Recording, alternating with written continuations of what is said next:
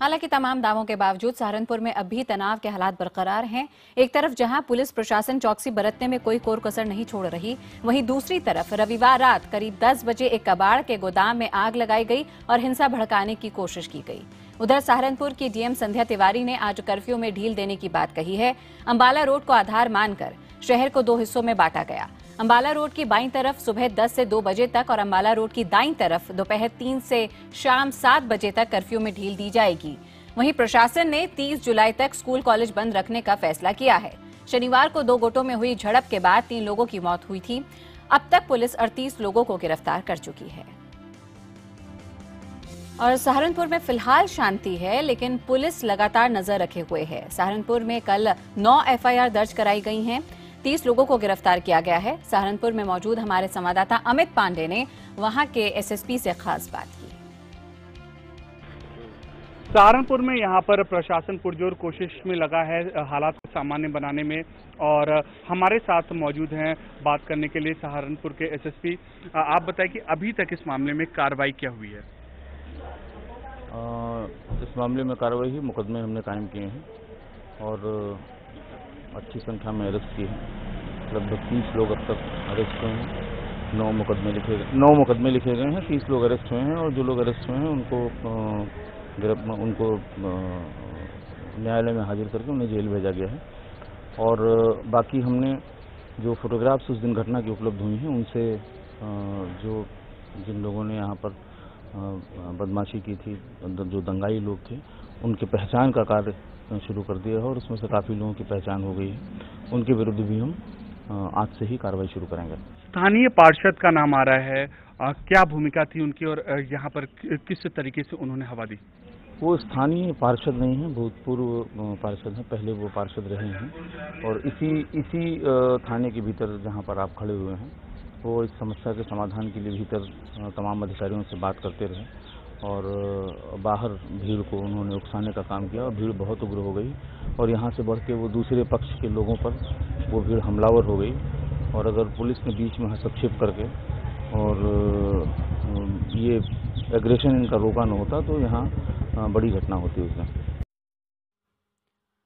सहारनपुर में आज 2 चरणों में ढील दी जाएगी। शहर के एक हिस्से में सुबह 10 बजे से दोपहर 2 बजे तक और दूसरे हिस्से में दोपहर 3 बजे से शाम 6 बजे तक ढील दी जाएगी। हमारे संवाददाता अमित पांडे ने सहारनपुर की डीएम संध्या तिवारी से भी खास बात की। स्थिति सामान्य होने की ओर अग्रसर है। कुछ कदम उठाए हैं प्रशासन ने, कुछ सरदर्द भी है प्रशासन के सामने, और वो सरदर्द है अफवाहों का। हमारे साथ मौजूद है सहारनपुर की डीएम संध्या तिवारी जी। क्या आप बताइए, क्या है परेशानी? क्या परेशानी? निश्चित तौर पे अफवाहें हैं। जो कुछ लोग, जो कि कल हम लोगों के पास रात में जितनी भी सूचनाएं आई उनमें से 95% से अधिक अफवाहें थीं और अफवाहों की वजह से वो शायद लोगों को डराना चाहते हैं। उन लोगों के विरुद्ध भी अब कार्रवाई हो रही है। कल रात को ऐसे लोगों को भी हम लोगों ने चिन्हित किया है जो अफवाहें फैला के शहर के वातावरण को बिगाड़ना चाहते हैं। उनके विरुद्ध भी कार्रवाई की जा रही है। ये बताइए, पूरे के पूरे यहाँ पर दंगों में स्थानीय नेताओं को भड़काने का क्या भूमिका थी और किस हद तक आगे बढ़े वो? देखिए, दंगों के संबंध में, दंगे क्या हम ये कहेंगे कि वातावरण को अशांत करने के संबंध में जो भी प्रथम सूचना रिपोर्ट दर्ज हुई है, उस प्रथम सूचना रिपोर्ट के प्रत्येक पहलू पर पुलिस द्वारा जांच की जा रही है और सबको गंभीरता से देखा जा रहा है और अगर किसी भी व्यक्ति का नाम इसमें सामने आता है तो उसके साथ सख्ती से निपटा जाए। एडमिनिस्ट्रेशन का नॉर्मलसी का प्लान ऑफ एक्शन क्या है? एडमिनिस्ट्रेशन का नॉर्मलसी का प्लान ऑफ एक्शन, कल हम लोगों ने शांति समिति की बैठक बुलाई थी जिसमें इस शहर के सभी राजनीतिक दल के सभी जनप्रतिनिधि शामिल हुए थे। उसके अतिरिक्त शहर के सामाजिक वर्गों से हर वर्ग के प्रतिनिधि शामिल थे, व्यापार मंडल के लोग शामिल थे, उद्योग के लोग शामिल थे।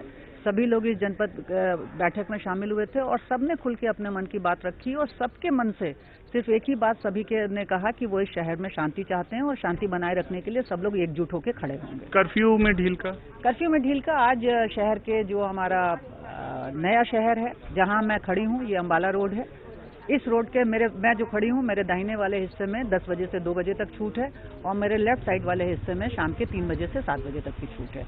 और ये छूट लोगों की दैनिक आवश्यकताओं की पूर्ति के लिए की जा रही है और मैं आपके चैनल के माध्यम से लोगों से अपील करना चाहूंगी कि इस छूट का सकारात्मक ढंग से प्रयोग करें और अपनी दैनिक आवश्यकताओं की पूर्ति के लिए इसको इस्तेमाल करें और शहर में शांति बनाए रखें। तो साफ तौर पर यहाँ पर प्रशासन की अपील है कि लोग शहर में शांति बनाए रखें और इस सकारात्मक ढंग से जो कर्फ्यू में ढील का समय है उसका उपयोग करें। कैमरा पर्सन कमल देव के साथ अमित पांडे, सहारनपुर, IBN 7। और सहारनपुर से सीधे हमारे साथ जुड़े रहे हैं हमारे संवाददाता अमित पांडे। अमित, क्या कह सकते हैं कि हालात सुधर रहे हैं सहारनपुर में? देखिए, अग्रसर हुए हैं सुधरने की ओर हालात और अभी यहाँ पर आज पहली बार करीब 2.5 दिन बाद यहाँ पर कर्फ्यू में ढील दी जाएगी और उस ढील के आधार पर पुलिस आकलन करेगी, प्रशासन एडमिनिस्ट्रेशन आकलन करेगा कि क्या असर है, क्योंकि कल ईद का त्यौहार है तो उस हिसाब से जो लॉ एंड ऑर्डर का कानून व्यवस्था का अरेंजमेंट करना पड़ेगा। आज जब पुलिस आकलन करेगी उसके बाद ही यहाँ पर आगे का कदम उठाया जाएगा। तो फिलहाल हम ये कह सकते हैं कि हालात सामान्य होने की ओर अग्रसर हैं और जो प्रशासन ने जो इंतजामात किए हैं उनका वो हर शहर के चप्पे चप्पे पर मौजूद है। लेकिन अभी भी यहाँ जो सबसे बड़ा जो सरदर्द है प्रशासन के लिए वो है एकाएक जो छुटपुट घटनाएं हो रही हैं, वही सबसे बड़ा सरदर्द है।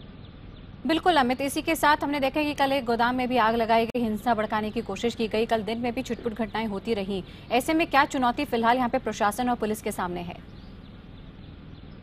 देखिए, हम तस्वीरों के जरिए हम आपको संक्षिप्त में समझाना चाहेंगे कि इस तरीके से यहाँ पर जो प्रशासन यहाँ पर है, फोर्सेस की तैनाती है। अगर आप वहाँ पर देख सकते हैं कि जो अलग अलग जगहों पर ये जो फोर्सेस की तैनाती है की गई है, ये तो हुआ जो मुख्य सड़क का इलाका है वो।